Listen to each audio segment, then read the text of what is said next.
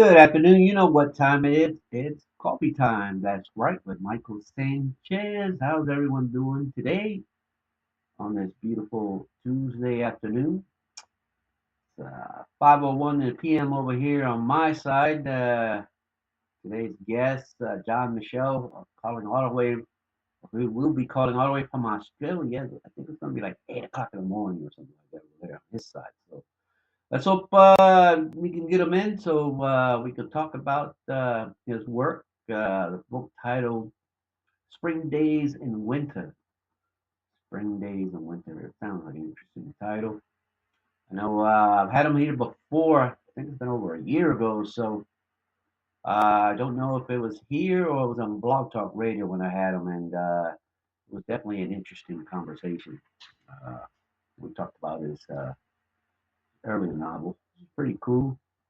Um, I said I will bring him back here to talk about his new one, Spring Days in Winter. And I like the title. I like the cover as well. It's a pretty cool type cover.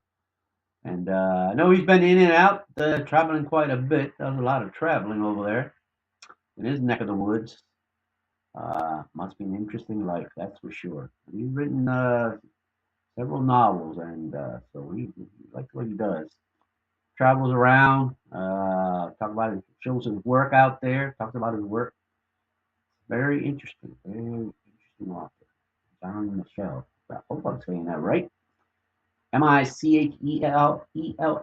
John Michelle. I think that's right there. All right. All the way from Australia. Anyway, I hope everyone's doing okay. It's been an interesting day. You guys out there who love baseball, which I do, just found out that the manager was let go from the Phillies. Kind of shocking. I was not expecting that. Not expecting that at all. I was like, whoa. Too early in the season for that, but I guess it was the perfect time to wake them up because they're just not doing so hot. They're not doing hot at all. So I was like, whoa! They already had their interim manager already have him in there, so it probably was set up that way. Who knows? Now I wonder what the topic what title it would be for the Phils right now. The losers. That'll probably be the title among the losers. Yeah, because they're just doing terrible. Who knows? Who knows? Who knows what's happening now? One year they're doing fantastic, and the next year they're like,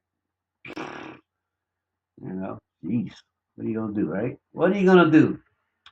Anyway, again, we're waiting for author John Michell. We'll be calling all the way from Australia. We can talk about his work, Spring Days in Winter.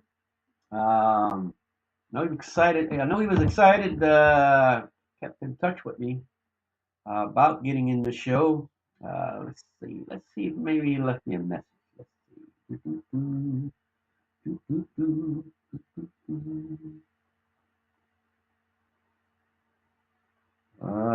He said he's there. He said he's on the link.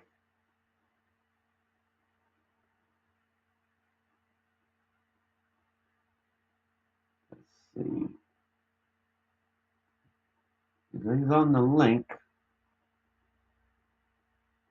He's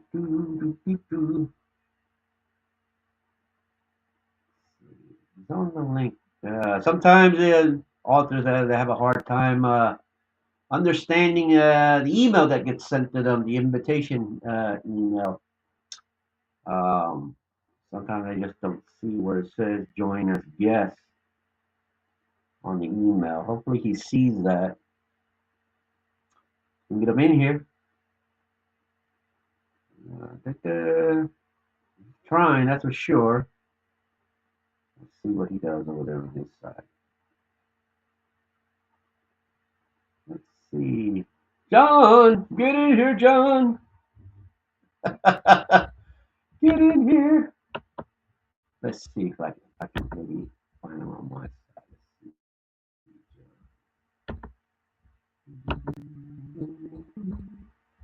John, there you go. I see him. There you go. I see him. Let's see if I can get him in here. He's in there. John, I see you there. Come on in, hit that button. Hit the button, John. Right there, I see him in the studio.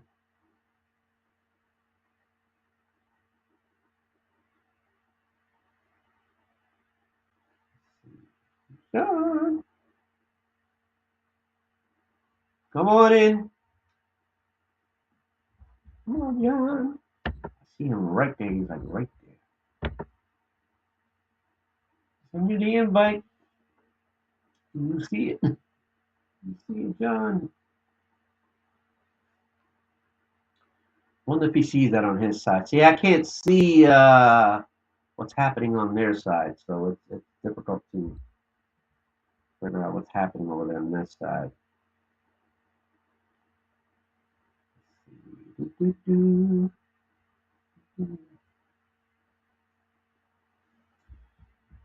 John, I'm sure. Do you see the green light, John? Do you see the green light?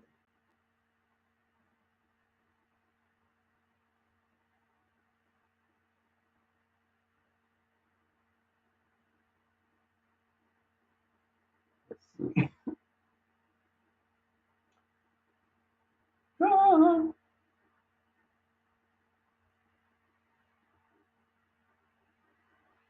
I'm sure he's looking right there. Sure he's looking. Anyway, put on pause and see if I can get him in here. Let's see.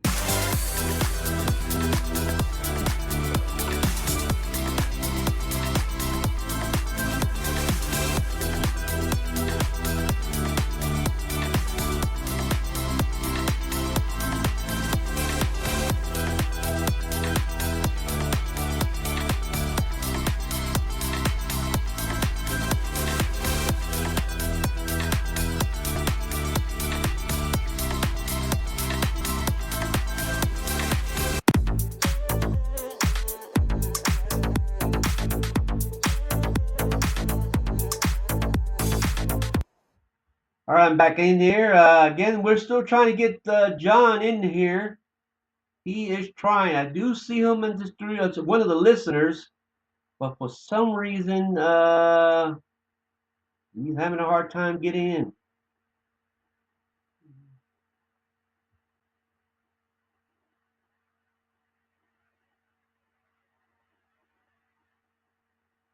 He's trying. Come on, John. Get in here, John.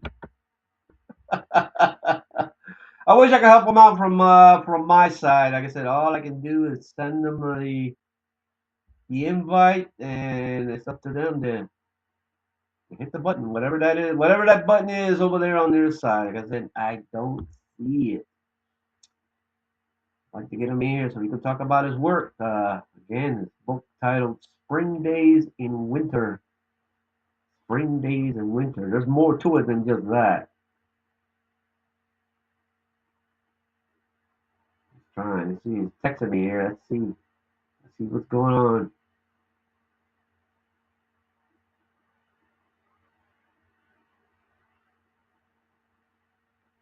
Yeah, he says he can hear me. Yeah, I definitely there should be a prompt there that says co-host, join as co-host.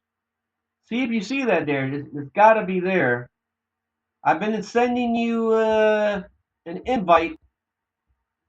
You see when I send the invite, I don't know if it's a green light or whatnot. You just press on that, and you should be able to get in if you can hear me. Boy, I wish I was on his side so I can see what's happening over there on his neck of the woods. But yeah, he's trying. He says he can hear me.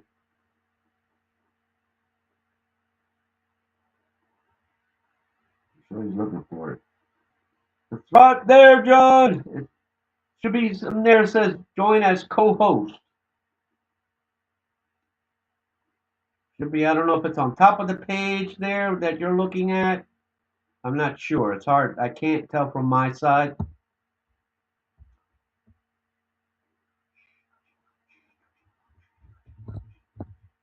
Figure it out.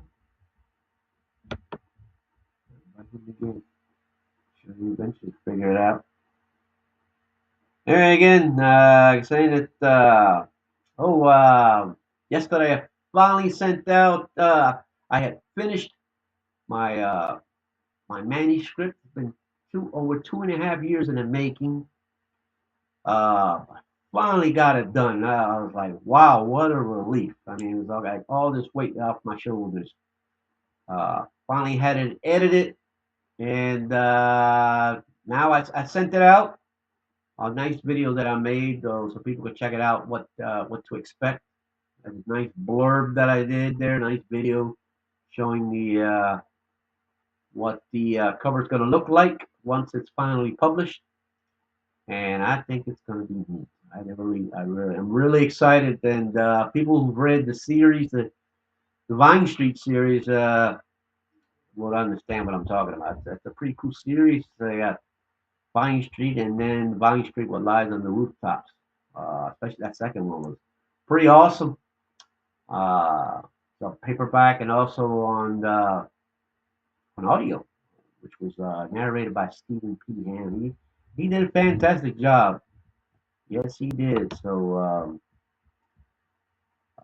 I'm excited about that. So this time around, wrote the third and final version.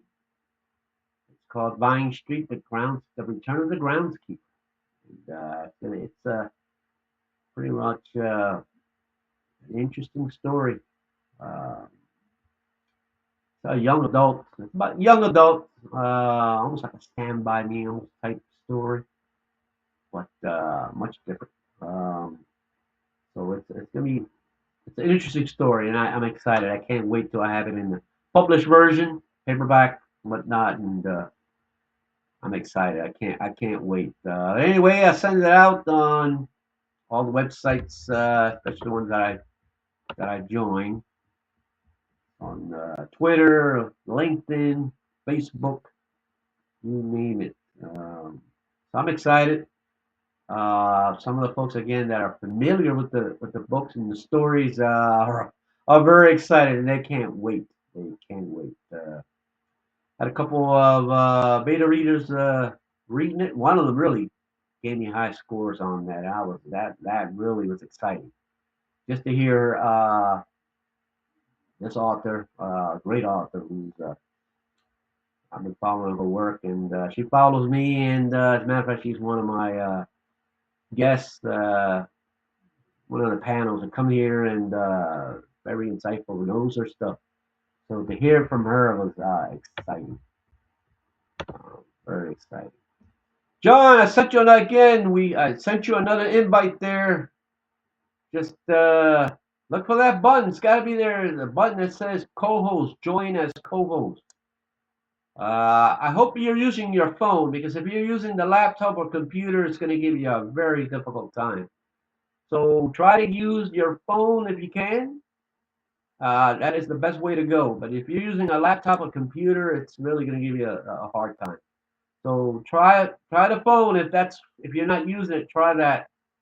That's the best route. Because again, these computers and laptops and whatnot, it's just I don't know something about them. The app doesn't work well on those things. So I would definitely want you to use the phone. Use the phone. That's the best option if you're not using it. If you're not using it.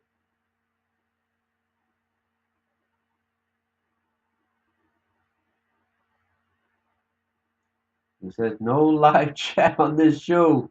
If you can hear me, John, it's live. That means I'm on. It's on. If I were you, I would get out and go right back in. Sometimes you might have to reset your phone if that might be the problem. See if you can do that. Um, these computers, these technical stuff, I tell you.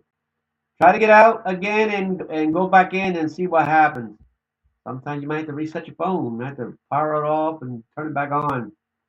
I mean, it's technical stuff.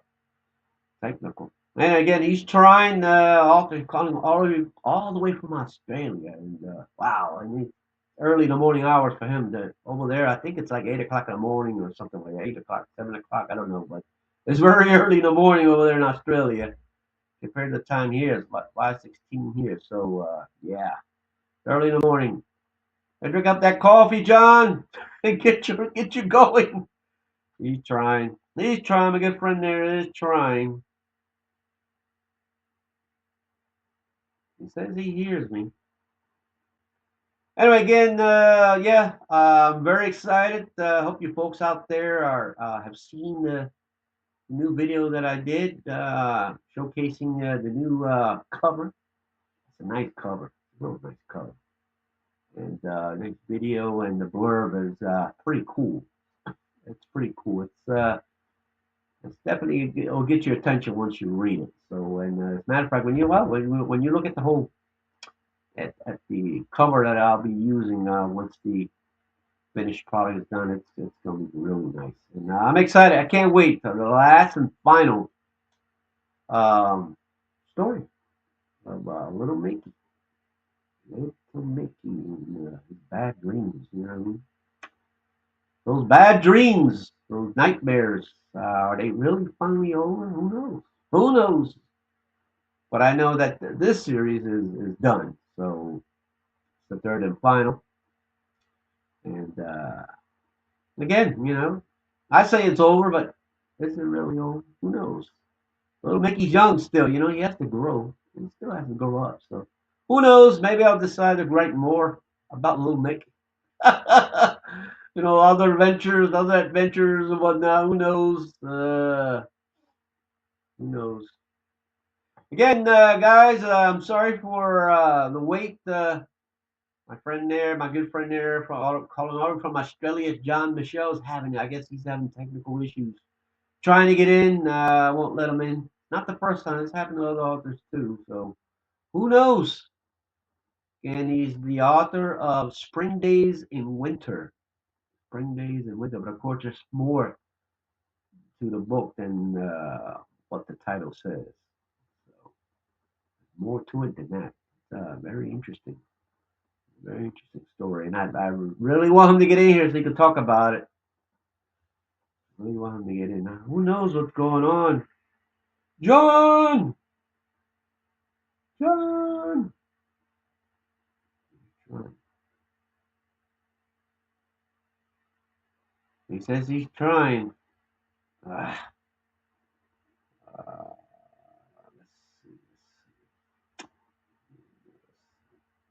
let's see. I guess I don't know if I'm able to call him here. If you can hear him, I don't know. Don't know. Let's see what's going on.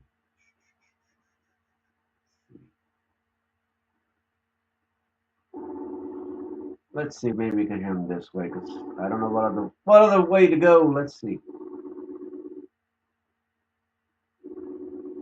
Let's see. I'm calling him using Messenger.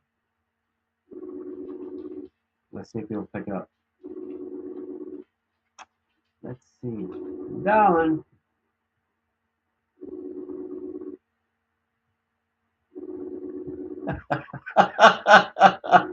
Technology. Well, imagine, we're calling all the way through Australia, so yeah, he's trying. Yeah, I know, Bernie. I know. We're having issues here. Having issues.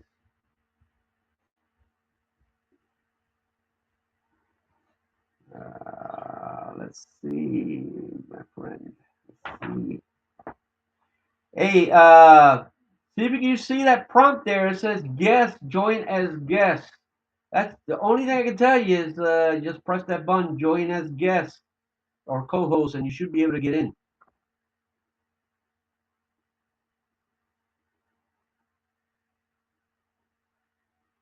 Let's see. John, you there?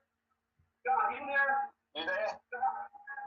Yeah, we're getting echoes here. Yeah, we're getting echoes here. Oh wow. You Oh, you you can't get the you can't push the button. I cannot see any button that allows me to join. Wow. Wow, that's a shame. Wow, that's a shame. because I just clicked on the link and it's taken me to your page and I can see the episode and I can hear you talking, but I just can't see any way that I can join it. Wow. Now, are you using your phone or a laptop? I'm using the phone and the laptop. I'm on the phone now. Yeah, turn off the laptop. All right, I'll turn it off. All right. It's all turned off. All right. All right. Okay. Want to tell you the folks here about your story. Let's see if we can go this route. Let's see if hopefully they can hear you. Tell them about your story. Okay, it's very faint, this call. I don't know why, but can you hear me? Oh, I can hear you clearly. Okay. Well, look, I'm very sorry about this. I don't know. I've not used this Podbean thing before, and I'm clearly, I accept I'm doing something wrong, but what it is, I don't know, because I just can't see any logical way that I can join you. Very I interesting. can hear you, and it's on the, anyway. But look, thank you very much for having me on, and thanks for putting up with all this stuff with the technology. It's Not your fault. frustrating Not your fault. when it doesn't work. But look, I've put out another book, Michael, which is called Spring Days in Winter, as you've been talking about, and it's a really a love story set in a Cold War spy fiction setting. Ah. About a man who has tragedy in his life and then finds love, and then when that love story falls apart, things get very bad for him, and he comes around to the fact that he's convicted of murder. It's a long story, but I won't give out all the plot. He's convicted of murder, and he's just decided that he will die with dignity rather than rot away in jail. And so that's basically where it ends. He's a man that's run out of dreams, and it's his ability to regain some dignity by electing to die as he has. And oh wow! It's as I say, it's all to do with the love story, with the tragedy in his life and the love he found, and the fact that went off the rails, and that's left him. But there's some spying in there as well. So there's a lot in there for everyone. Interesting. Now, in what era did this take place? Okay, now that's a good question. It's set in basically the 1960s. And one of the reasons I wrote this book was when I discovered that capital punishment was abolished in Britain in 1969, but not in Northern Ireland until 1973. So there's a couple of years later that Northern Ireland. So the United Kingdom didn't go as once. So I decided that I would write a book around that fact about a man who is actually sentenced in Northern Ireland because the death penalty is still available, and that's where he gets the death penalty, and that's why he decides not to appeal that death penalty, to defend it, because he's decided that that's enough, and he wants to die with dignity. But the idea for the book came about from when I discovered there was that across the United Kingdom, it wasn't capital punishment for murder wasn't abolished all at the same time. Northern Ireland was 3 or 4 years later. Interesting. Now, I know you travel quite a few places now. Have you traveled over there in that area? They give you the motivation, the insight. Yeah, I have been there. It's not so much, I guess, my travels there that have done it. I mean, it helps to have a vision of the place and that sort of stuff. So that helps with the writing of it. But it was more to do with the fact that I was that I discovered, which I hadn't known before, but I discovered that Northern Ireland didn't abolish the death penalty at the same time that the rest of Great Britain. So that was where the germ of the idea to write the book came from. Then I had to put a plot together, and as I said, it starts off with a man who his future looks bright, has tragedy in his life, then finds love, and that goes on for a long time, and that all of a sudden that turns bad, and it leads to a lot of bad circumstances for him, and he ends up being sent to Northern Ireland, where he's sentenced to death, and that's where he makes the decision that he will die with dignity. Interesting. So, how much research did you do there before you wrote it? Oh, look, I heard you.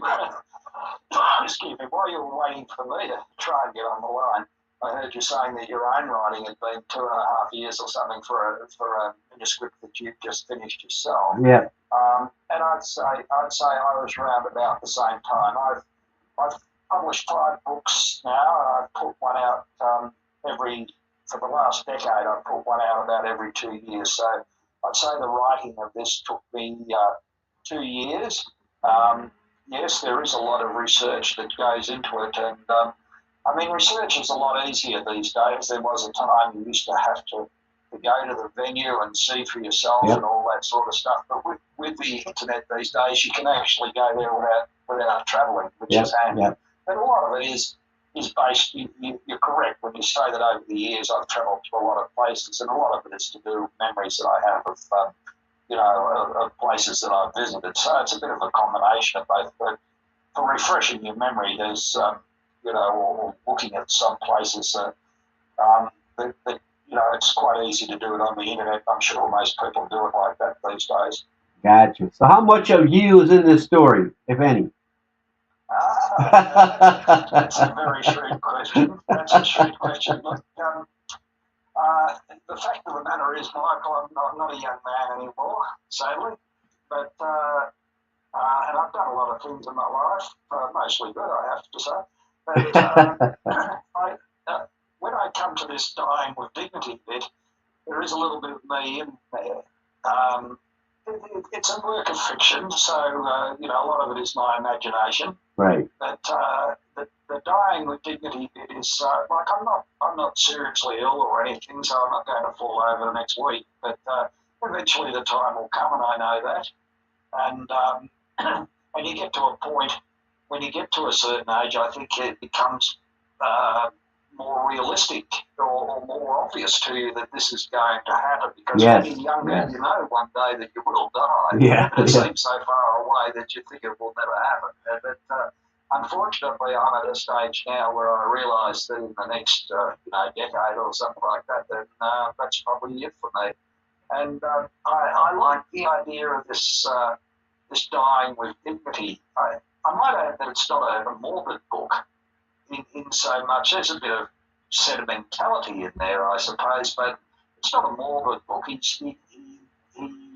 I've injected what I think is a bit of humour into it in places there because, it's a sort of a case of laughing in the face of adversity, and that's what he does. And that's part of his dying with dignity, and that whole dying with dignity is something that quite appeals to me. I don't know exactly why it does and whether I'll be able to achieve that when the time comes, but it is something that I think I hold quite important, and so I've reflected it in this fictional character.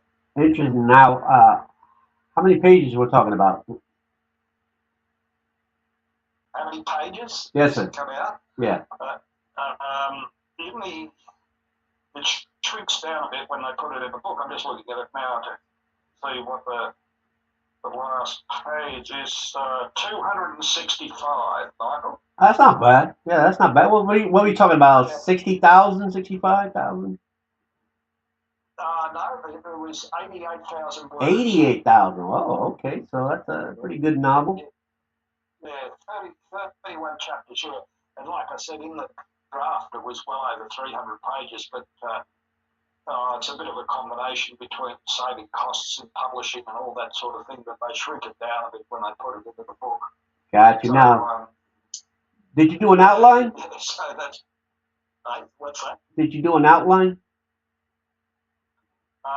Yeah, well, there's a back cover blurb that that goes into the book. I think I could send you the image of that, but that's basically the summary of it. Gotcha. But yeah, but yeah, no, like I said, it was, I think from memory, I remember counting, doing the word count on the computer. It was 88,740 words. That's quite a bit, and, yeah. Some 330 pages or something, and it shrunk down to 265 by the time they put it in the book. Now, But, look, did you have any sorry, say so into how many pages should be there, or what, or the publisher said no, this is what we're gonna do?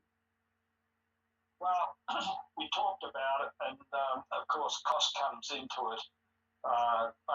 If people were buying the book off Amazon, if there's more pages, it costs them more to buy it. Right. So it was a balance between production costs and looking at sales and things like that of people buying the book and being able to keep the price down. So I was really guided by the publisher, which is I have this publisher out of the United Kingdom. I'm an Australian, of course, but I've written about English settings in most of my books, and he was very good, and he explained all that to me, and I thought, well, fair enough. I mean, yeah, look, it's like everything this day and age, Michael. It just seems that the cost of everything just seems to be going up. So really, what we're driven by was an attempt to reduce the costs to the extent possible, and as I said, that's why we decided. We even looked at the size of the book. It's a standard 6-inch by 9-inch book, but we even looked at a smaller book. But again,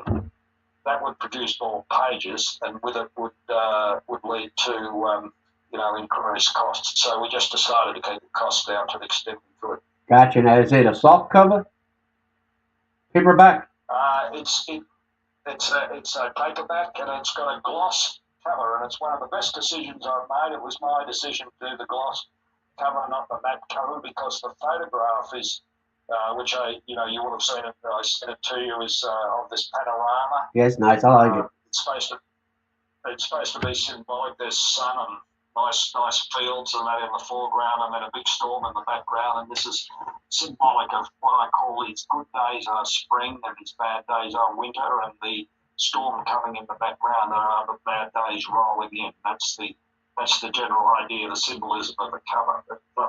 That's in gloss, and it comes up very well. It scrubs up very well. I'm quite pleased with it. When did you realize you wanted to write this story? Now, I published a book about 2 years ago, and then had a little bit of a break. And I must confess, I really love the writing, but a lot of the publicity stuff I find a bit of a strain sometimes. But it's got to be done, and that applies, even to humble authors like me and very successful people. They've still got to be out there selling the book. But it really, I think the answer to that question is when I mentioned before about when I discovered this discrepancy between the abolishment of capital punishment in Britain and Northern Ireland, this difference in time of a couple of years, and I thought, gee, that's an interesting hook to set up a book. Yeah. And so I started writing some stuff about that, and yourself, you write, you write a few pages and you think, oh, that's not really working, and you go in another direction, and in the end, it sort of all starts to take shape. And the more shape it takes, the more you get it into some sort of order, and then the storyline develops. And often you've got to change your storyline to fit what you want to do, and then other ideas come into it. And in the end, I guess, people like you and I have got fertile minds, I think. Yeah. We think about various things that might fit into books, and there's a number of ideas that I've had over the years of even sort of like, say, for police novels or something like that, which I've never written one, but I've thought about it. But certain ideas that I might have carried from those thoughts sort of ended up in this book, which and it's a matter of then moulding those ideas to fit the book. Yeah. which is not all that difficult often. You've got a broad idea what you want to say, and you just adjust to fit with what you're doing. So, Yeah, it's funny because people have asked me, well, how do you know when it ends? I'm like, well, I mean, because if you add more to it just to give it more numbers, more, it really screws up the story. So it's like your mind already knows, already that's set. true.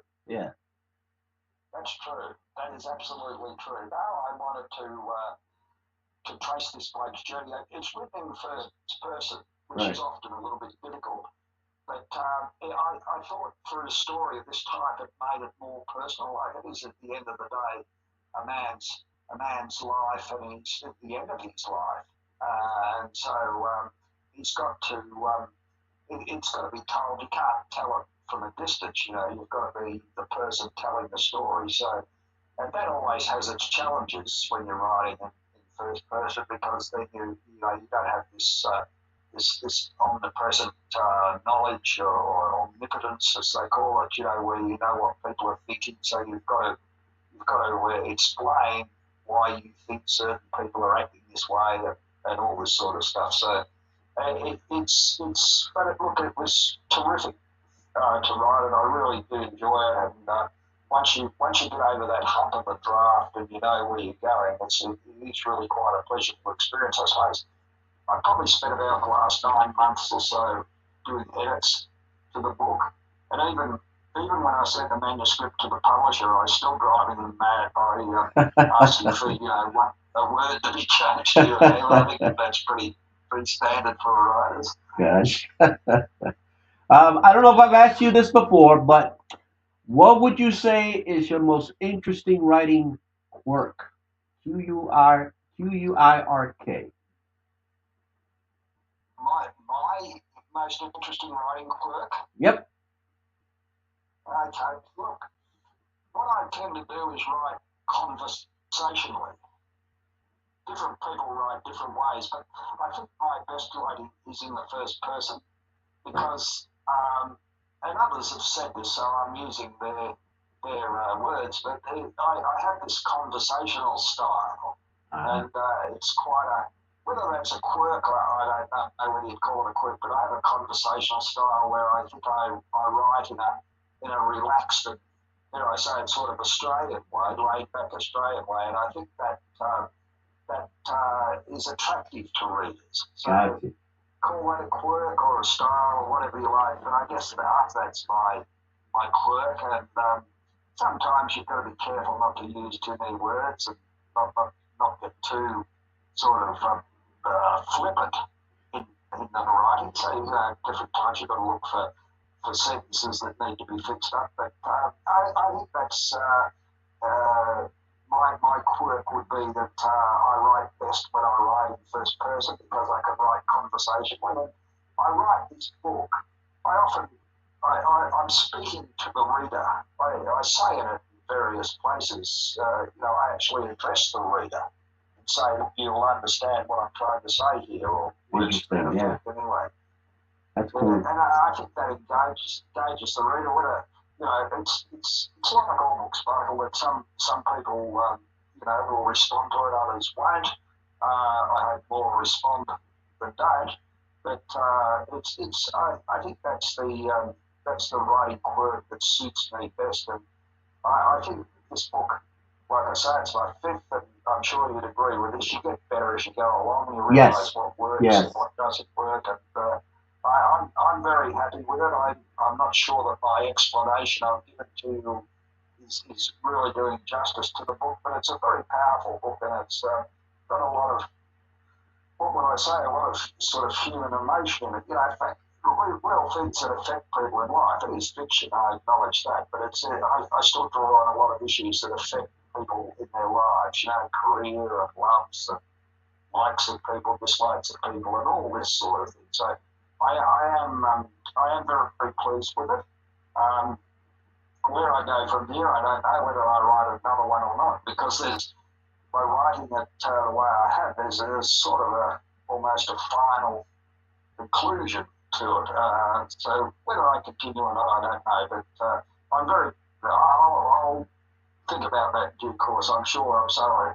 I so enjoy the writing, I'll probably go back to something I would think. But for now, that's it. And it's sort of like a concluding novel because, as I said, the dying minute, I emphasise that I haven't, as we say here in Australia, I haven't got one foot on a banana skin. I'm not going to fall over tomorrow. But I'm very conscious of the fact that my life is coming to an end, and I've written a book to sort of reflect that.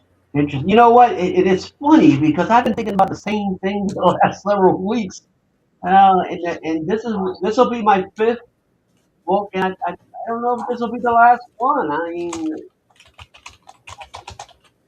So we're sort of much the same. You've got a big picture now, so you probably get a bit more interesting. yeah, yeah. Oh, I got Jeff Otis here, author Jeff Otis. Oh, Jeff, you got a question there?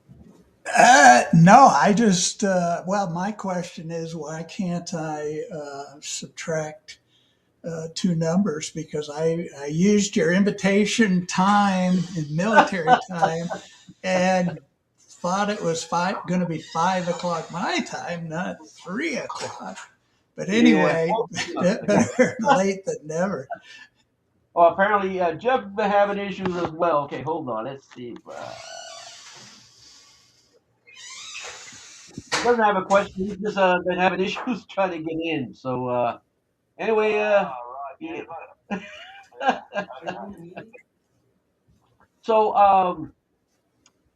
the other question is, how does family and friends think about the book? What do they think about? Well, it's only been out since the 21st of April, so yeah, look, there's quite a few copies sold of it, and a lot of those have been people who know me, who follow my writing, but it's probably too early yet for any feedback. I haven't had, I think in just about every case, people will be still reading the book. I spoke to a fellow on Saturday. Today, it's Thursday morning here in Australia, Wednesday night your time.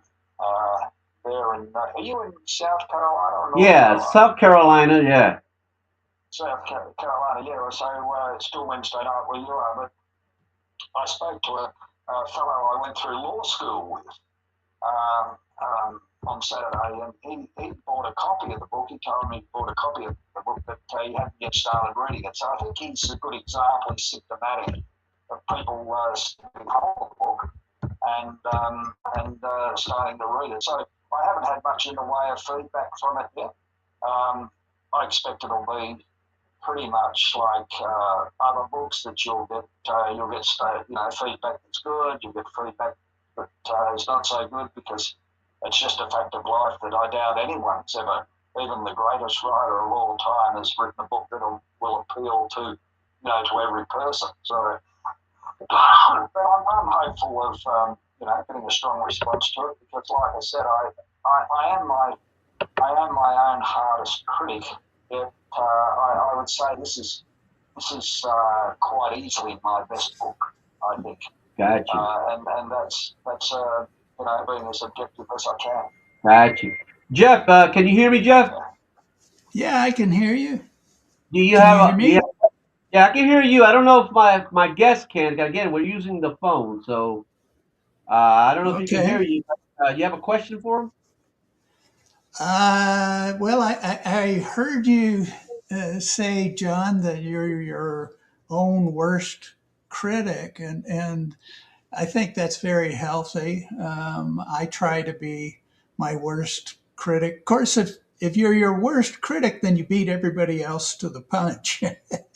But on the other hand, I try also to trust myself and know that okay, if a particular scene is supposed to evoke a certain emotion, if I'm feeling it, then I have to allow that trust to be there that it's going to read that way to others, assuming I've done my editing and No.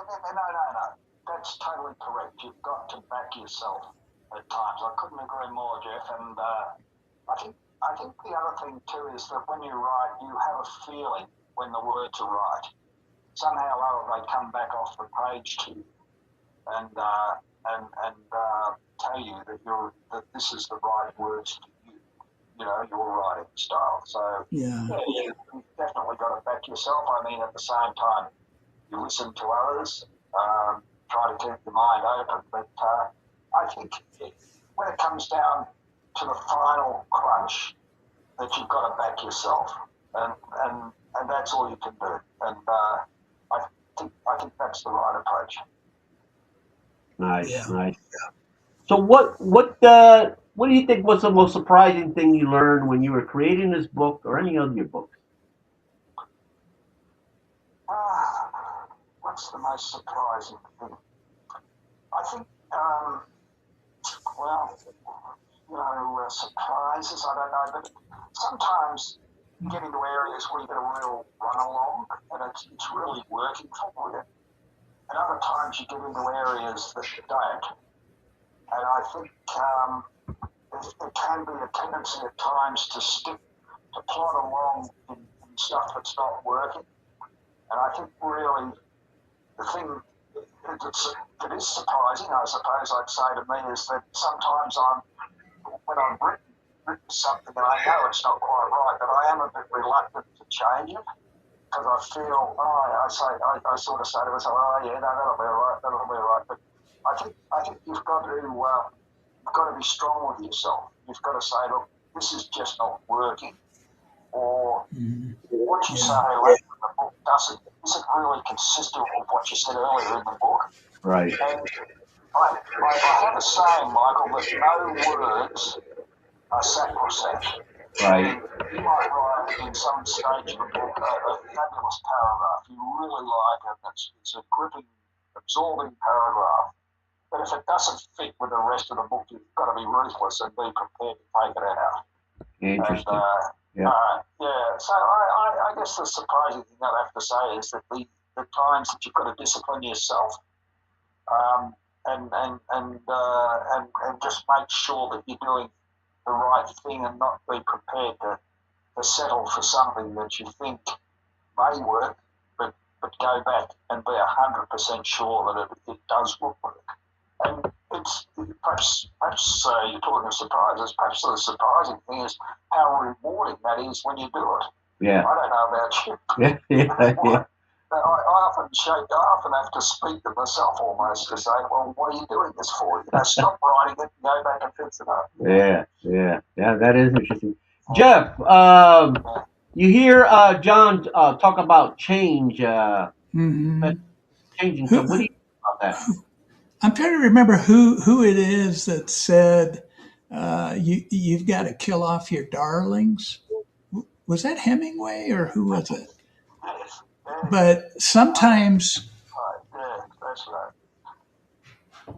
yeah. So, So sometimes you do have to do that, and they are your darlings. You know, it's something you created, so it's hard, and it's also really hard because you're weaving a story. It's not a linear, where you connect one thing to another thing and you keep going and keep going until you have a long line of things. It's more like a fabric. And so a scene or a character or an important part of or a part of your story is connected to many other things. And so when you take it out, it's sort of like making a hole in a fabric. How do you then rejoin all the strands so that it still reads smoothly? That's the challenge. But I think you're absolutely right, John. You got to do it if it's just not working. what say you, John? Yeah, no, that is 100%. That is exactly what I am saying, and that's right. Michael asked about surprises, and I guess the surprise I had was how difficult I find to do that at times because you get so attracted. As you say, they're your darlings. You've written something back there and you think it's really good. And, but if it doesn't fit, it's going to get hit on the head. That's as simple as that. Very interesting. Um, do you have suggestions for writers like me or other authors that are trying, to write stories like you get better at it? Any ideas? Any suggestions? Oh, look, yes, I would say if I was giving advice to anyone, and how well placed I am to give someone like you advice, I'm not sure, but basically, uh, I think you can't do enough editing. It's a mistake to say, "Oh, well, I think this is perfect. Um, I've knocked out all this. I've done all this. I've done all that, and all the rest of it." But I think even now with the book that's out, fortunately there's only a couple of very minor points, but I've already identified two places, and it's only a matter of one extra word or one less word or something. But there's two places I've identified that if I had my chance again, I would change it. So you can't go on editing forever because the book will never come out. But at the Yeah, same yeah, time, you can't yeah. rush. You've prepared to spend a good period of time doing the editing. Whether it's, and I'm talking, nearly 12 months. I think I edited non-stop in this book for about 9 months Wow. before it got published. So, but look, there's rewards in that because it's so pleasing.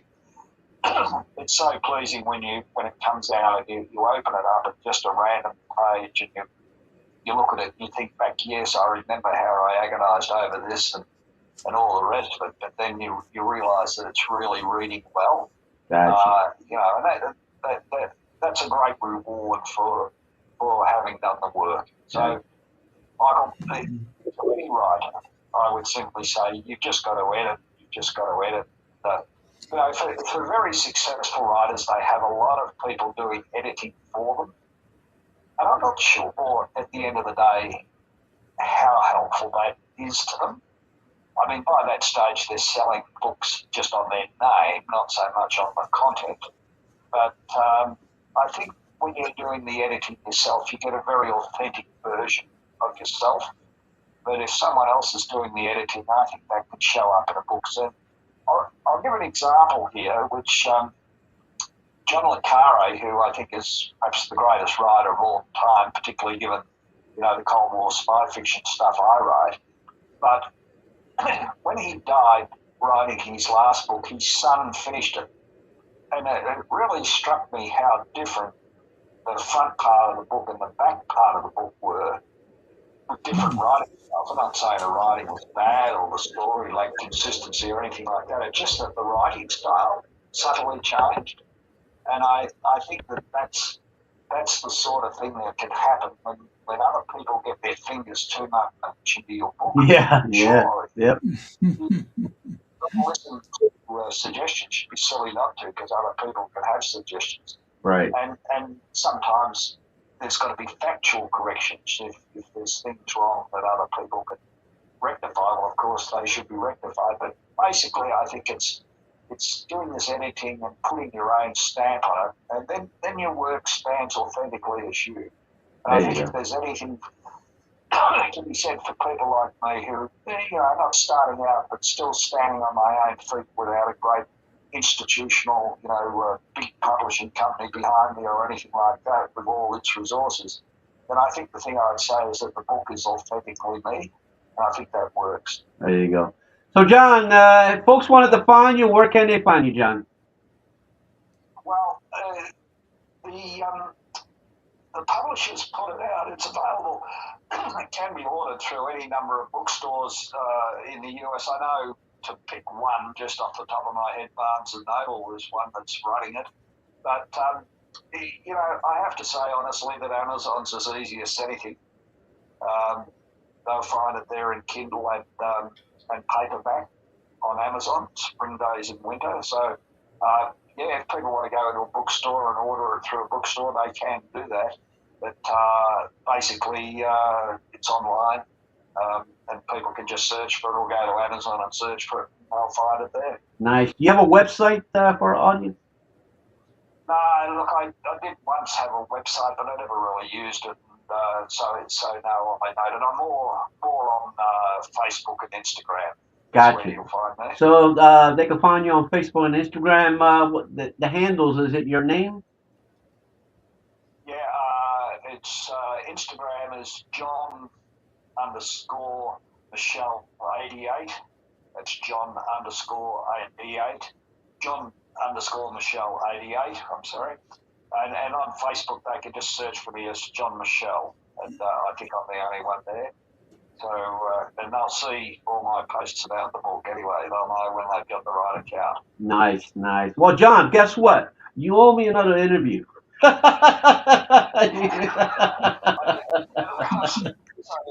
This technology stuff drives you crazy. Yeah, It's yeah. fabulous when it works. Yes, yes, But yes. I need a tutorial. I don't know why I couldn't get it, Michael. But listen, thanks for your patience, mate. I mean, that's been terrific, and we've managed to get it done. And that's been great. I've really enjoyed it. Yeah, I enjoyed it, and I'm gonna send you this audio, and I'm gonna send it out all over the place so people hear it. But I'm definitely gonna bring you back. You owe me another interview. All right, mate. Will do. All Thank you right. very much. Have a good evening. Have a good one. All right. Take care. Wow, that was John Michell, the author of Spring Days in Winter. Jeff, what took you so long? Yes. What took me so long? Yeah, what took you so I long? I thought it was at 5 this It evening, my was at time, five. Yes. mountain Oh, time. But Eastern Love Mountain Time. yeah, Wow. yeah. So yeah, just got my math wrong, but luckily I suddenly dawned on me that I had made a mistake. So I tuned in as soon as I could. I'm glad I Well, I did. appreciate it. I do appreciate these time zones are really screw you up. You know what I mean? I mean, the gentleman's Yeah. calling all the way from Australia. Here you are. You're calling from where? Arizona Me, I'm or in New New Mexico? Mexico. Oh, you're in New Mexico. Look at that. You know what I mean? We're all over the place. So, Yeah, but, yes, we are. all Yeah, right. But writers are everywhere. that's right. But I'm happy you came in and to join us. And again, he was having issues, but he just could not get in. But I finally, you know what? Let me just use this phone and hopefully it'll work. So, but you heard him pretty clear, right? I had to really focus to hear him. Sometimes, if you speak on a phone, what is it? Where it's out loud, the phone Yep. broadcasts the speaker. You hear the Speaker, that's echo. what it's called. When you use speaker, it doesn't communicate as well. So I wonder if he was on speakerphone. Yeah, I had to put him on speaker because that's the only way we were able to hear him.